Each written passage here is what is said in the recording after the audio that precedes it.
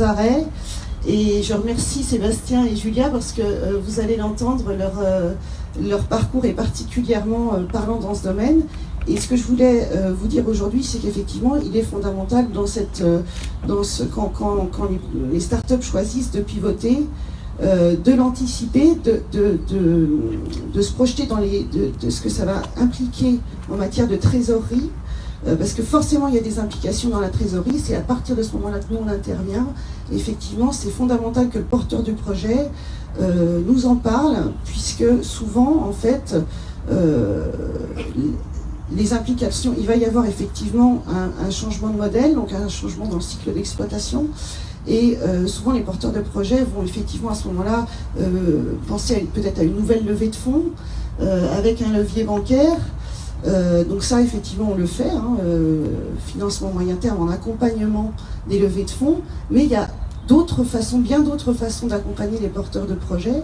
Et je rebondirai sur le parcours de Sébastien et Julia pour vous dire comment on peut le faire. Voilà. Super.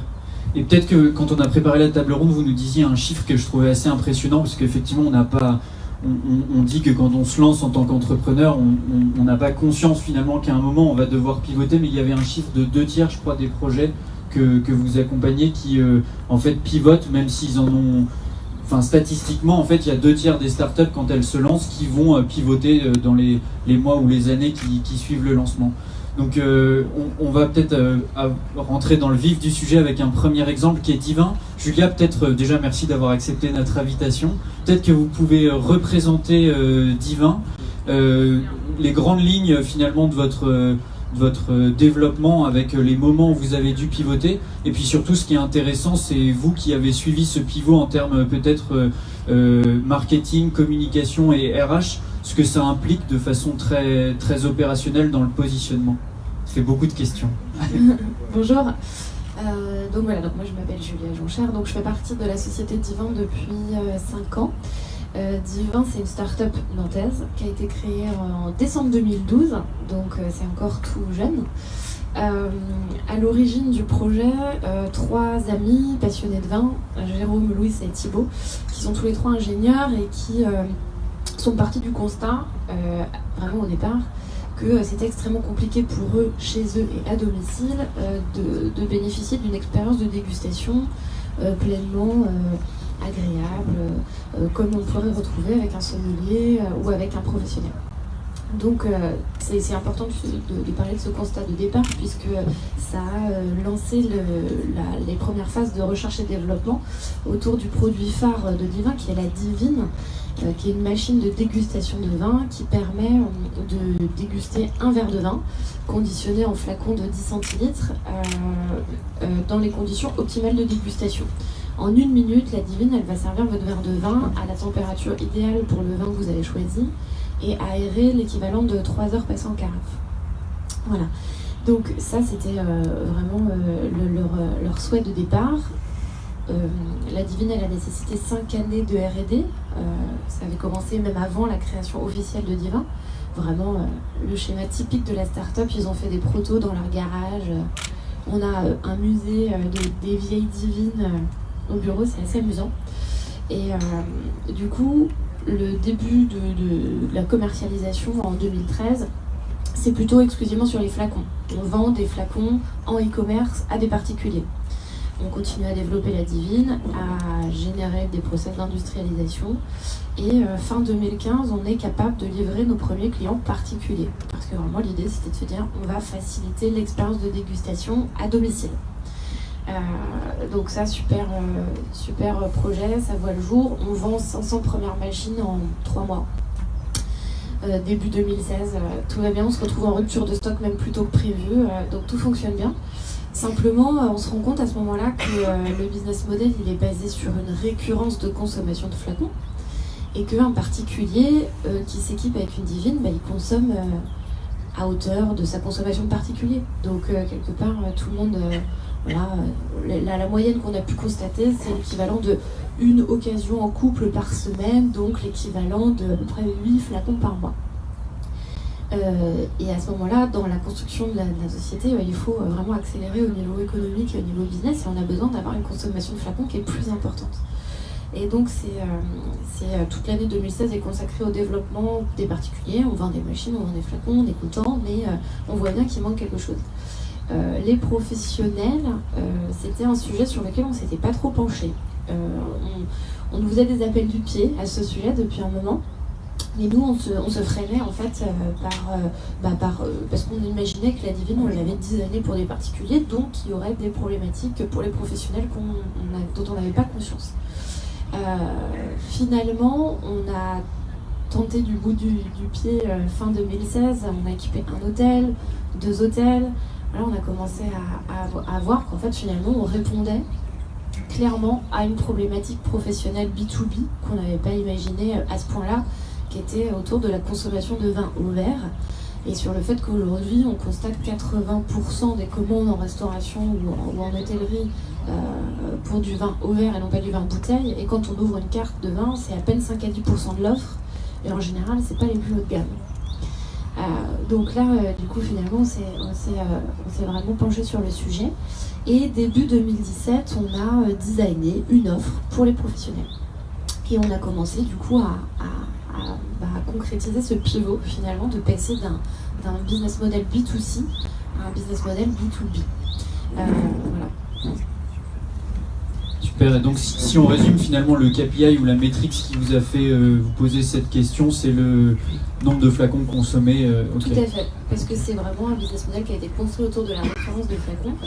Et aujourd'hui, alors je pourrais en parler en conclusion des chiffres qu'on a aujourd'hui, mais nos clients, un restaurateur chez nous aujourd'hui va consommer 300 flacons par mois. Okay. Là où un particulier sur une divine en consomme 8.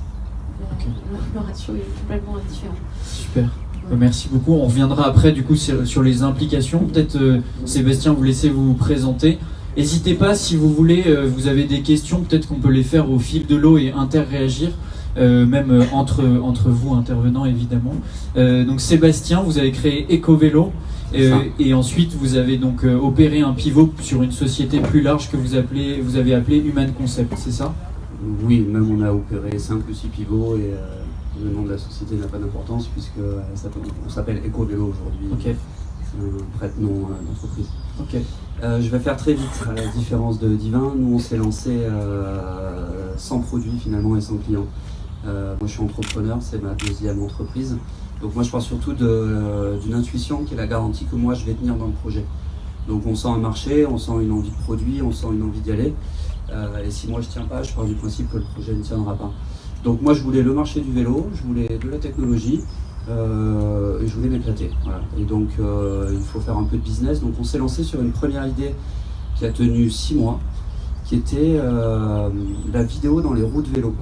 Bon, ça vous paraît bizarre, mais il y avait une technologie qui permettait de mettre de la vidéo dans les roues de vélo. Je trouvais ça sympa et il se trouve que pour la vendre, il fallait aller la vendre à des publicitaires pour faire du street marketing. Ça avait des problèmes puisque ça ne marchait que quand le vélo roulait.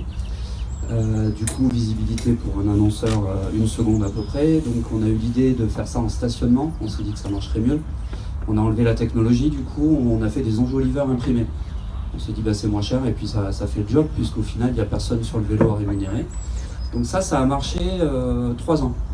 On s'est créé en 2013. Pendant 3 ans on a imprimé des enjoliveurs à l'image des annonceurs.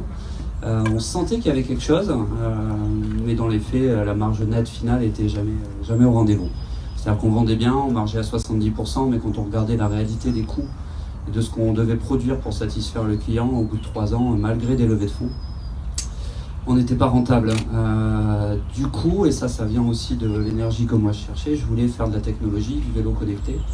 Donc on a toujours maintenu l'idée de départ qui était de chercher à traquer les vélos, à réfléchir à ingénierie, techno. Et à se faire embarquer par les investisseurs aussi, c'est-à-dire qu'à un moment donné, ils nous conseillent certaines choses, c'est pas eux qui dirigent le projet, mais ça fait maturer, ça fait planter des graines, et ça facilite pour moi les pivots à un moment donné où quand tous les éléments et quand toutes les cases commencent à être cochées, on se dit là c'est peut-être vraiment le moment de changer de modèle économique. Donc en 2015, on a commencé à embaucher un ingénieur en électronique embarqué, qui nous a coûté cher alors que objectivement on a un cycle de vente à peu près à 24 mois aujourd'hui, c'est-à-dire quand un commercial démarre sa prospection, on va signer le contrat 2 ans après sur le nouveau modèle économique. rajouter par-dessus les ingénieurs, etc., on a une structure de coût qui est très élevée, donc on ne peut pas la mettre en place d'un coup. On est obligé de construire une histoire, d'avoir des véhicules financiers qui sont assez cohérents par rapport à l'espèce de vision qu'on va avoir au final. C'est-à-dire, il ne faut pas amener d'incohérence dans l'entrepreneuriat. Et inversement, si dès le début on dit je vais faire ça, ça va se passer comme ça, et je vous garantis les chiffres, vous avez intérêt à être sûr de vous parce que ça n'arrivera pas. Et donc vous allez perdre la confiance finalement de tout l'écosystème que vous avez créé autour de vous.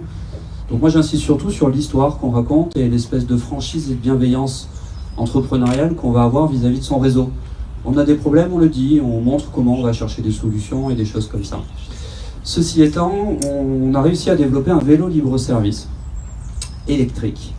Il se trouve que le marché du vélo libre-service en 2015 était au tout début de sa croissance et qu'on a eu un coup de bol, c'est que c'est pas nous qui avons créé le marché, c'est que les vélos libre-service électriques, si vous avez suivi un petit peu ces dernières années, les Chinois sont allés très très vite et puis coup de bol, on était sur le bon marché au bon moment. Et donc on a fait le plus gros pivot de notre histoire, ça a été d'assumer le fait qu'on faisait des vélos libre-service électriques sans génie civil, en gros mieux et moins cher que les offres concurrentes. On est dedans, on est en plein dedans maintenant. Sur les marchés publics, donc qui dit marché public dit le fameux cycle de vente à 2 ans. Les marchés publics au passage ont un avantage, c'est que si vous avez la meilleure offre au meilleur prix, vous êtes sûr de gagner. Ce qui n'est pas le cas des marchés privés. Donc ça vaut le coup d'attendre et de mettre de l'énergie là-dessus. Et la publicité, puisqu'on avait un gros réseau de publicitaires autour de nous qui nous suivaient, la publicité vient aujourd'hui appuyer les vélos libre-service et sponsoriser finalement des flottes du coup beaucoup plus conséquentes de vélos et de manière beaucoup plus discrète avec finalement beaucoup plus de marge. Donc on a utilisé l'histoire de départ pour la caler sur la nouvelle histoire qui était le vélo libre-service et créer cette espèce de cohérence vis-à-vis du produit final. Et aujourd'hui on se retrouve là, on vient de gagner Reims. Donc on va mettre nos vélos à Reims, on est déjà à la Bolle. Si vous allez à Biarritz, vous verrez des vélos libre-service, ce sont les nôtres. Vous verrez qu'il y a un petit peu de publicité dessus, il faut la chercher, mais elle y est. On ouvre Bourg-en-Bresse, on est à Marseillan, voilà. C'est parti, on a la confiance et on aura quand même fait un total de 7 levées de fonds, je pense, sur des toutes petites tranches et ça devient de plus en plus facile. Et la grosse difficulté qu'on a nous et qui fait qu'on n'a pas pu pivoter très vite, c'est que pour approvisionner nos vélos libre-service, on a des commandes en gros par 500 vélos. Un vélo me coûte à peu près 2000 €. Vous faites un calcul très rapide, j'ai besoin d'1 million d'euros de trésorerie pour approvisionner mes vélos et je vais les recevoir 5 mois après. Et donc ma commande n'est toujours pas là quand je les ai approvisionnés et donc je dois me faire financer. Et c'est là qu'interviennent les banques. Voilà. Super transition. Ce qui est intéressant déjà sur vos 2 présentations et premiers retours d'expérience, c'est que vous avez effectué 2 types de pivots différents, un pivot marché dans le cadre de Divin et vous plutôt des pivots produits. Exactement. Sur finalement la recherche et développement, donc forcément les besoins en financement et puis les personnes qui travaillent dessus derrière et la façon dont vous le présentez n'est pas forcément la même. Et puis si on résume, un dernier pivot marché à la fin, puisque vous êtes sur les marchés publics, peut-être que vous voulez intervenir du coup sur le financement. Marie, qu'est-ce que nous donner des détails sur pour les deux, on va dire pour les 2 startups? Alors effectivement concernant Diva, là, ce qui est intéressant c'est que Julia l'a très bien dit, on a un pivot B2C, B2B et on comprendra très vite que le pivot B2C, B2B, eh bien, on ne se fait pas payer de la même façon par un particulier ou par un professionnel. Et les délais de règlement, là où on a de l'immédiat, après on n'a plus d'immédiat, on a du 30 ou du 60 jours. Donc évidemment, nous là, on peut intervenir en financement, en mobilisation du poste client. Ça permet effectivement de récupérer de la trésorerie. Et ce qui est très avantageux avec la mobilisation du poste client, la facturage, c'est qu'il n'y a pas de limite. C'est-à-dire que plus vous faites du chiffre d'affaires, plus vous mobilisez de factures et plus vous avez de la trésorerie. Donc la facturage va pouvoir effectivement accompagner le développement rapide de la start-up. Donc c'est ce qu'on avait fait avec Divin. Et concernant effectivement Ecovélo, alors là on avait donc une problématique fournisseur, hein, c'est-à-dire qu'à un moment donné, effectivement, faut passer des grosses commandes. Donc Sébastien vient me voir en disant, là, faut qu'on finance, il y a 1 million effectivement de commandes à passer. Et ce qu'il faut faire déjà dans ces cas-là, quand les volumes effectivement avec le fournisseur augmentent très vite parce qu'on a pivoté, eh bien le fournisseur lui il se dit ouais c'est bien mais j'aimerais bien être rassuré, il ne va pas forcément lui effectivement également octroyer des délais. Et donc il y a des solutions qui existent comme la caution fournisseur qui permet effectivement de garantir le paiement d'une facture, d'un encours de facture et donc de réobtenir du délai. C'était le cas. Oui, typiquement, sur le fournisseur, la première fois qu'on a fait ça, on avait un acompte à la commande à 50% sur un boîtier techno qui nous coûte 300 €. On a réussi à faire tomber l'acompte à 20% à la commande. Ça fait le travail. Quand on fait ça sur tous les fournisseurs, juste sur une garantie bancaire qui au final je vais coûter 1000 ou 2000 €, je sais plus, c'est de cet ordre-là. Voilà. Ce qui permet vraiment de cadencer en fait, d'avancer par étapes et gestion de trésorerie. Voilà, donc ce qui est très important et ce qui a été le cas des deux, on était dans l'anticipation, c'est-à-dire qu'au moment où il y a le pivot, on se réunit, tu parlais d'écosystème, effectivement on fait partie, c'est très important que les porteurs de projets se disent bien que le partenaire bancaire, il fait partie de l'écosystème, hein, de leur écosystème, donc s'il pivote, il faut impérativement, effectivement, venir nous voir, nous en parler. On peut faire du financement moyen terme, on l'a fait pour Divin, on le fait évidemment pour EcoVélo, mais il y a d'autres façons qui permettent de récupérer de la trésorerie et c'est très important que les porteurs de projets viennent nous voir, on en parle et effectivement on peut mettre en place des solutions. Je pense que la caution fournisseur, au départ c'était pas évident pour toi de penser à cette solution-là. Et après il y a aussi les crédits sur stock, une fois que le stock est là, il y a aussi cette solution-là. Voilà, ce qui est un crédit sur stock, vous pouvez nous donner un détail on finance effectivement, une fois que le stock est là, on va faire un crédit et prendre en garantie le stock. C'est une autre façon de financer, une autre façon que le crédit moyen terme. Et du coup, chez Divin, vous avez utilisé ça quand il a fallu passer du B2C au B2B avec un nombre, j'imagine, de machines à la fois de machines et de flacons qui augmentaient pour accélérer, je sais pas, la production, le stock, la commercialisation. Sur la production, ça va. Comme tu le disais, ça a été vraiment une question. La grosse différence entre le B2C et le B2B, elle est dans le fait qu'effectivement, on passe d'un paiement à l'achat à un système de location. Parce qu'aujourd'hui, on loue la divine à des professionnels. Ils peuvent aussi l'acheter, mais à l'origine, en général, ils démarrent leur contrat par une location sans engagement ou un leasing. Du coup, donc, on passe d'un paiement comptant sur un site internet à un paiement en location étalé sur 2-3 ans avec un paiement à 30 jours fin de mois, un process de relance et de recouvrement qui n'existait pas. Du coup, effectivement, une gestion de la trésorerie complètement différente. C'est là où clairement, vraiment, on remercie nos partenaires bancaires et le CFC de nous avoir accompagnés à ce moment-là, surtout dans un moment où la société, elle est naturellement fragilisée par ce pivot-là, par l'orientation stratégique. Il y a plein d'autres choses à gérer en même temps.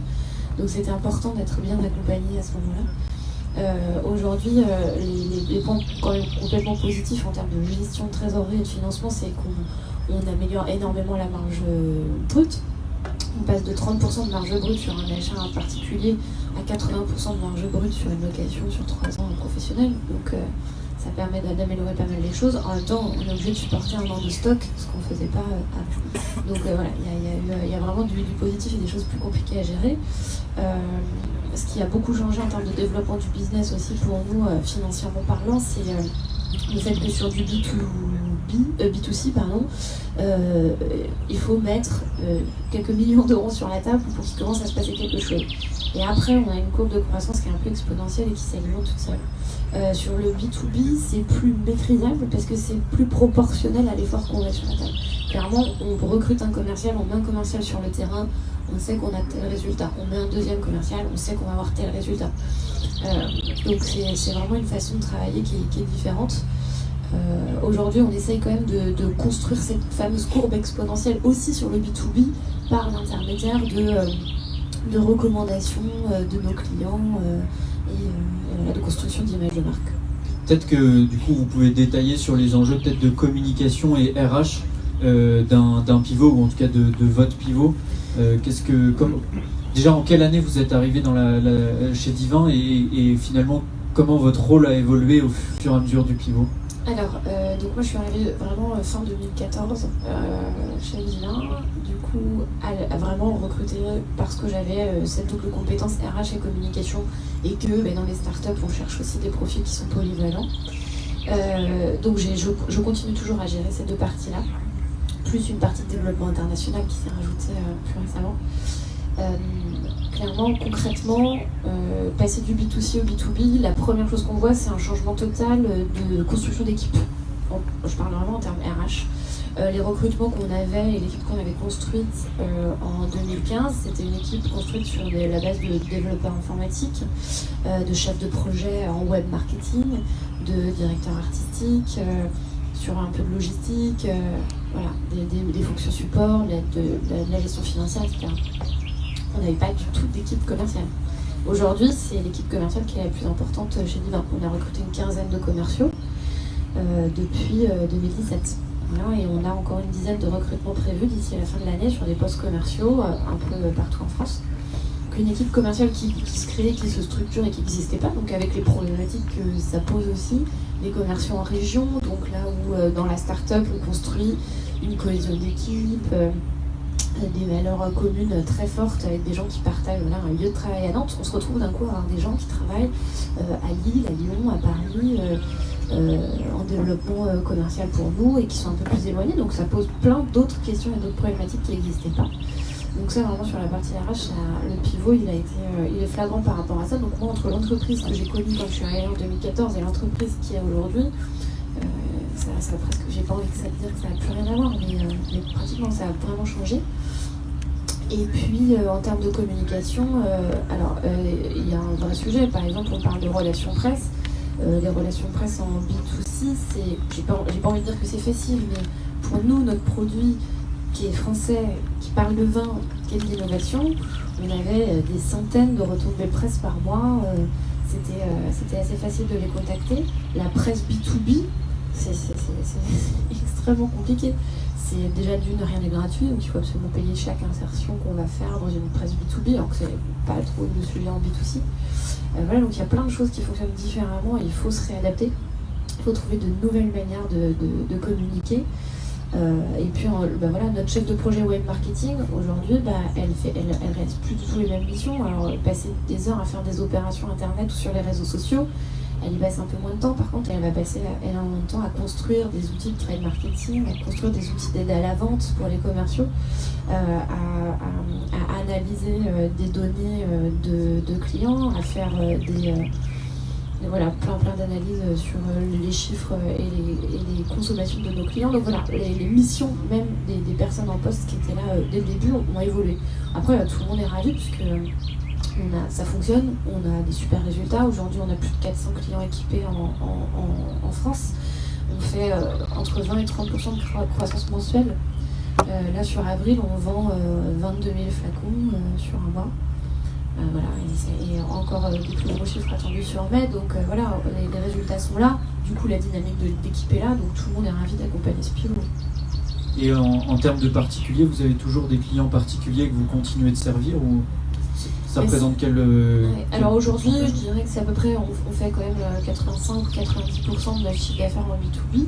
Ceci dit, on fait quand même encore quelques 15 000 euros mensuels de chiffre d'affaires B2C. Et c'est là où c'est intéressant justement parce qu'on n'a pas du tout renoncé à l'idée d'équiper des particuliers. On n'avait pas, il y a 2 ans, 10 ou 15 millions d'euros à mettre sur la table pour la construction de marque. Donc l'idée c'est de continuer à développer l'entreprise pour pouvoir avoir de meilleurs moyens de se financer pour financer les grosses opérations de communication et de construction de marque quand on décidera d'y retourner. Mais en même temps, aujourd'hui, équiper des professionnels, on a équipé entre 15 et 20% des 4 et 5 étoiles parisiens. C'est une super vitrine pour nous en fait en termes de construction de marque pour les particuliers et ça continue à alimenter des commandes qui tombent tous les mois sur notre site internet en B2C sans qu'on ait rien à faire. On n'est pas sur des phases d'acquisition de clients, on met pas de budget pour acquérir des nouveaux clients et pour autant naturellement ça continue à tomber parce que voilà, les particuliers ils découvrent nos machines dans leurs hôtels, dans leurs restaurants et en fait ils se rendent compte qu'ils peuvent s'équiper comme des pros. Donc ils sont ravis, donc ça fonctionne bien aussi à ce niveau-là. Donc voilà, on continue d'alimenter notre image de marque grâce à la vitrine B2B finalement. Ouais, super. Vous vouliez ajouter quelque chose, Marie ? Juste effectivement, c'est très révélateur, c'est-à-dire que souvent en fait les pivots, ils servent l'objectif final, il reste souvent le même en fait. C'est-à-dire que ce qu'on s'était fixé au départ, ce que le porteur de projet pensait au départ, eh ben, c'est l'objectif, mais le pivot il va servir en fait cet objectif final et on va pivoter à chaque fois pour arriver au but. Et c'était le cas aussi chez toi où il y a eu des étapes en fait avant d'arriver au marché public, Reims, etc. Oui, et je pense que l'objectif final pour quiconque lance une start-up, si on peut appeler ça comme ça, avec l'énergie qui va avec, c'est de tenir et de se faire plaisir, d'avoir des gens qui sont contents de venir travailler et à un moment donné, si le business va bien, tout le monde est content. Ceux qui sont pas contents, ils partent, et même quand le business va pas, ceux qui sont pas contents, ils partent quand même. Donc à un moment donné, les gens partent. Donc en termes de RH, c'est la vie. Je rebondis sur la communication. Ouais, je trouve que le plus dur, c'est de donner une impression de robustesse globale dans une communication cohérente avec des timings cohérents. On ne peut pas annoncer trop vite les pivots, on ne peut pas annoncer trop vite les marchés qu'on sait qu'on a gagnés, mais à un moment donné, il va falloir attendre avant de le dire. En interne des équipes, pareil, chamboulement RH. Donner cette impression de robustesse, alors globalement, c'est le bazar dans le modèle économique et dans les RH, c'est probablement le plus compliqué. Ouais. Et effectivement, quand il faut parler aux banques, il faut donner une impression de robustesse tout en donnant une impression de réalité, puisque tout le monde sait que cette réalité-là, elle existe. C'est le bazar à un moment donné, quand on pivote, et donc il ne faut pas se mentir, mais il faut bien expliquer. On finance le bazar. Exactement. Peut-être que vous avez quelques questions. Je vais te donner un micro. Non ? Bon, on va continuer. Si ça vient, n'hésitez pas. On peut peut-être aborder, Julia, vous en parliez, l'international. Comment, on va dire, quelle est votre stratégie ? Comment vous comptez toucher l'international, accélérer ? Et comment là, un partenaire bancaire qui au départ, nous, on connaît ici que c'est IC West pour son implantation régionale, locale. Comment vous comptez aider et accélérer sur ce... maintenant, je ne sais plus si on peut appeler ça un pivot, puisque c'est plus ou moins acquis, mais peut-être qu'il y en aura d'autres. Mais voilà, pour accélérer le développement. Alors sur l'international, pour faire un point à date là où on en est aujourd'hui, on a donc différents modes de fonctionnement avec les acteurs internationaux avec lesquels on peut être amené à travailler. Soit on peut développer un marché en propre avec notre propre force commerciale et donc gérer les expéditions depuis la France et tout traiter depuis la France. Donc, ça c'est possible pour les pays frontaliers, clairement. Sur le grand export, ça devient plus possible. Donc sur le grand export, on va avoir soit des fonctionnements sous forme d'apporteurs d'affaires, donc avec des structures qui vont nous accompagner qu'on va rémunérer à la commission, entre guillemets, qui vont nous permettre de rentrer en contact avec les bonnes personnes, soit des contrats de distribution, exclusifs ou pas sur un territoire, mais en tout cas des vrais contrats de distribution. Aujourd'hui, on touche un peu à tous ces modes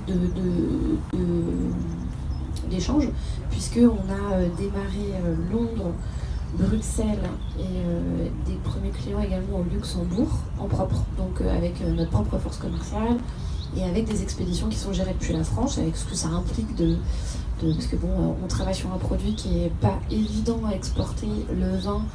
En fait, quand je dis pas évident à exporter, en même temps il s'exporte beaucoup et en même temps c'est plein de procédures. C'est très complexe, même en Europe, là où dans l'espace Schengen on a des accompagnements facilités pour l'échange de marchandises, et pourtant pour le vin on est encore soumis à c'est des produits qui sont soumis à accises.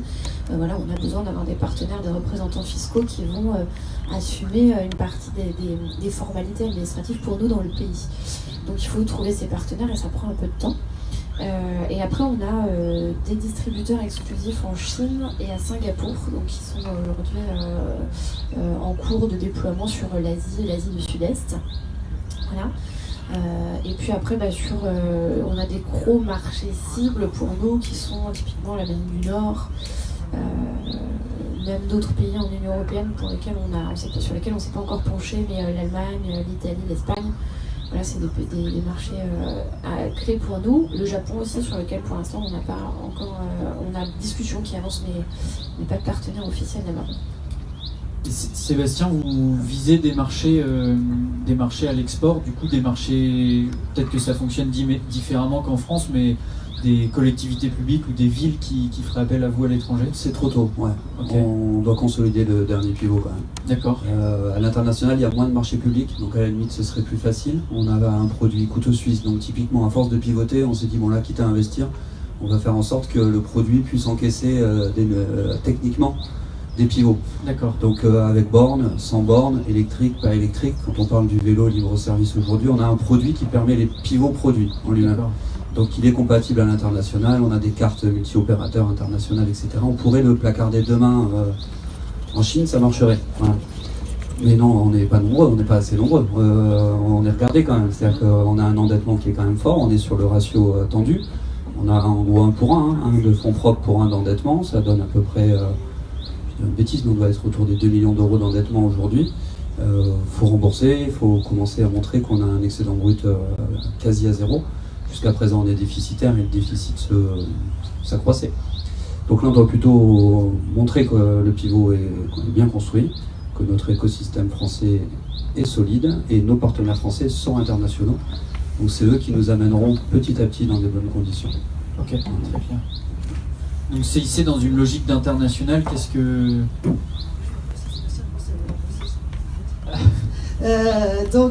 L'international, oui. Alors le pivot marché domestique, marché international, il est très important parce que nous, on va pouvoir effectivement, une fois le porteur de projet, effectivement, il décide de partir à l'international, pivoter, mais il a une idée des pays où il veut aller parce qu'il pense que tel ou tel pays, effectivement, va son business va marcher dans tel ou tel pays, mais quelquefois ça peut être une fausse idée. Et là où nous on peut aider et intervenir et lui faire gagner du temps, c'est que CIC West, on a effectivement un réseau de bureaux de représentation dans énormément de pays, et on va se servir de ces bureaux en fait où ce sont des salariés du CIC qui sont implantés là-bas, souvent natifs du pays, qui connaissent très bien le marché et qui vont permettre avec un éclairage marché, peut-être voilà, de dire aux porteurs du projet, mais non, dans mon pays ça va pas marcher en fait. Quelquefois c'est comme ça qu'on fait gagner du temps, et après vient quand les marchés sont là, quand les contrats sont là, on a évidemment des solutions de financement, sécurisation, hein, c'est important de sécuriser les flux internationaux. Donc là encore, quand il y a des contrats qui sont décrochés à l'international, c'est très important effectivement de nous en parler pour qu'on puisse trouver des solutions dans la sécurisation des flux. On peut aussi mobiliser, la sécurisation des flux, c'est du CREDOC, du cas stand-by, et on va pouvoir aussi mobiliser les CREDOC confirmés. Donc il y a des solutions, on ne va pas rentrer dans la technique, mais des solutions de financement qui permettent là aussi de récupérer de la trésorerie à l'international. La BPI nous aide aussi en préfinancement export. Quand il y a un sujet de fabrication, il y a un contrat qui est décroché à l'international, il y a une fabrication à faire longue avant d'avoir le règlement évidemment, même le premier acompte, et là on va pouvoir faire du préfinancement export, financer effectivement cette partie fabrication avec la BPI. Donc voilà, donc il y a des solutions. Toujours la clé, c'est effectivement il y a un pivot marché, il y a un pivot produit, il y a un pivot business model. Nous en parler en amont pour qu'on puisse bien accompagner, trouver des solutions avec le porteur de projet. D'accord. Et en termes de R&D, je peux rebondir là-dessus, je trouve ça très important, c'est que le financement, ça reste le nerf de la guerre. Et moi, j'ai l'impression que j'embarque tout le monde en même temps, c'est-à-dire que j'ai l'impression de chercher des fonds tout le temps, des investisseurs, les banques, la région, les subventions. Et je parle à tout le monde de mes besoins de financement, et en fonction du besoin, il y en a qui peuvent suivre, il y en a qui peuvent pas suivre. Mais au final, c'est jamais les mêmes qui suivent, mais tout le monde s'embarque un peu dans l'histoire. On avait besoin de financer les stocks, les banques nous disent au début, là quand même, votre produit n'est pas fini, on finance les produits finis. Bon, et ben on va faire de l'equity, donc on va faire de la levée de fonds pour financer du stock, ce qui n'est pas très logique, mais finalement au stade où on était, c'est ce qui s'est passé. Une fois que les banques voient que les investisseurs sont capables de financer du stock, alors que même eux, dans leur tête, c'est pas ce qu'ils ont envie de faire, bah du coup, la fois d'après, on fait du financement de l'innovation, là où c'est normalement plutôt de l'equity sur les investisseurs. Et le fait de tenir tout le monde un peu en haleine sur les étapes, et de dire tout le temps, on va passer une étape avec ce financement, mais c'est pas fini en fait. Et ben on passe l'étape, et quand elle est passée, globalement, tout le monde suit, à des moments différents, et parfois tout le monde se retrouve autour de la table sur des belles levées de fonds, où tout le monde est synchro, et là on est content, puisqu'on a enfin des moyens pour projeter une étape à 18 mois, plutôt que 3 mois. Ok, super. Juste pour revenir là-dessus, sur le fait qu'il y ait toujours des nouvelles étapes en termes de financement, c'est complètement vrai. Et nous, je sais qu'il y a des tas de gens qui nous interrogent en permanence sur alors le point d'équilibre. Et en fait, c'est un peu amusant parce que on en parle souvent. En fait, atteindre le point d'équilibre aujourd'hui, on serait presque capable d'être à l'équilibre avec le fonctionnement qu'on a aujourd'hui. Et pour autant, c'est pas notre objectif. Une start-up, c'est la définition exacte, c'est le fort potentiel de croissance, en tout cas, fort envie de croître et de se développer. Donc quand on est dans le développement permanent, de toute façon, on va systématiquement relever des fonds, on va systématiquement aller chercher des financements pour continuer à développer, pour continuer à croître et pas pour s'arrêter là où on est aujourd'hui. On pourrait rester aujourd'hui avec nos 400 clients, nos 15 commerciaux, tourner à l'équilibre, mais c'est pas l'objectif. On a envie d'aller chercher plus loin, on a envie de l'international, on a envie de continuer à se développer. Donc le point d'équilibre, ok, on sait comment on peut y arriver, mais on sait aussi pourquoi on n'a pas envie d'y arriver tout de suite. En fait. Oui, il faut investir avant d'être rentable. Et en termes de, parce que qui dit pivot généralement dit aussi une phase de R&D. Bon, ça peut être une entre guillemets R&D marché, mais aussi R&D produit. Est-ce que vous avez adapté votre produit ou est-ce que le fait de faire un pivot a, changé les spécifications de vos V2, V3, V4 De notre côté, oui. Alors oui et non. C'est-à-dire qu'au tout début, la première machine qu'on a placée dans un hôtel, c'était exactement la même que pour un particulier. Ça a été le cas pendant assez longtemps. Là, on vient de sortir il y a 4 mois une nouvelle version qui s'appelle la Divine Connect, qui est réservée exclusivement aux professionnels aujourd'hui, avec une appli qu'on a développée nous-mêmes, avec un écran qui permet en fait d'accéder directement à du contenu pédagogique sur le vin depuis la machine, donc ce qui aide le staff au moment du service du vin, ce qui aide le client au moment de son choix dans la carte des vins, ce qui permet également de positionner les divines de façon extrêmement ludique et facile à utiliser ensuite, par exemple pour un vestibar, avec des gens qui vont l'utiliser, un client final qui va utiliser lui-même la machine, et puis surtout une remontée en temps réel de toutes les données de consommation de la machine, ce qui nous permet de remonter ces données et à notre client hôtelier ou restaurateur, ce qui va l'aider à gérer ses stocks, à gérer sa trésorerie, ses recommandes, à gérer son choix de vin, à faire évoluer sa carte des vins, etc. Et puis également des données qu'on va redonner aux producteurs, aux vignerons. On ne va pas les commercialiser, on n'est pas vendeur de données, donc c'est pas notre objectif, mais on va redonner gratuitement aux vignerons qui travaillent avec nous des infos importantes sur les vins, quand est-ce qu'il est consommé, à quelle heure, quel type de population. Des infos qu'aujourd'hui un producteur de vin est incapable d'avoir. Donc ils sont assez friands de tout ça. Donc voilà, cette version Divine Connect, elle est réservée aux professionnels.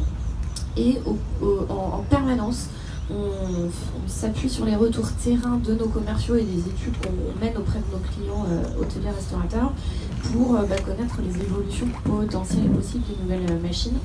Clairement, il y a des choses qui sont tout de suite identifiées. Le fait qu'aujourd'hui, on a un réservoir d'eau qui permet un rinçage de la machine. C'est un réservoir qui contient l'équivalent de 7 rinçages et qu'il faut remplir régulièrement. Le fait d'imaginer une machine qui va être branchée directement à l'eau et qui va pouvoir se faire automatiquement, c'est des évolutions évidentes. Voilà, il y a plein de petites évolutions produits qui viennent du retour terrain, mais on apprend en marchant. Donc on a lancé avec la même machine que les B2C et au fur et à mesure on fait des améliorations pour les professionnels. D'un point de vue fournisseur, notamment des vins, vous ne nous avez pas parlé des impacts qu'il y a pu avoir de passer de quelques flacons par mois pour des particuliers. Finalement, là, j'imagine que vous avez plus de demandes. Ouais, et clairement, c'est un sujet parce qu'en fait,